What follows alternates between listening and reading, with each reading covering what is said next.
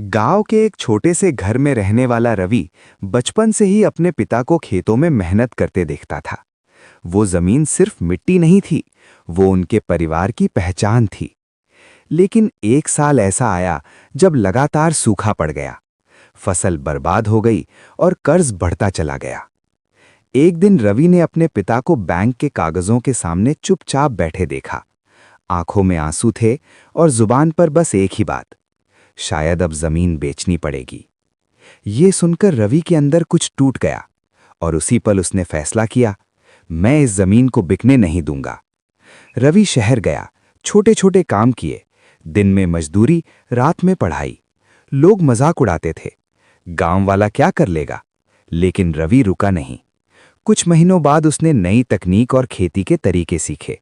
वो वापस गांव लौटा और पिता से कहा, एक मौका और दीजिए। इस बार रवि ने अलग तरीके से खेती शुरू की। कम पानी में उगने वाली फसल, जैविक खाद और नई सोच। शुरुआत में मुश्किल आई, लेकिन धीरे धीरे खेत फिर से हरे होने लगे। फसल अच्छी हुई, बाजार में अच्छा दाम मिला और कुछ ही समय में रवि ने पूरा कर्ज चुका दिया।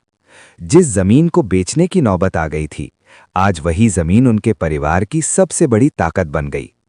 एक दिन रवि के पिता ने मुस्कुराते हुए कहा, आज तूने सिर्फ जमीन नहीं, हमारी इज्जत भी बचा ली। रवि की आंखों में आंसू थे, लेकिन इस बार वो हार के नहीं, जीत के आंसू थे।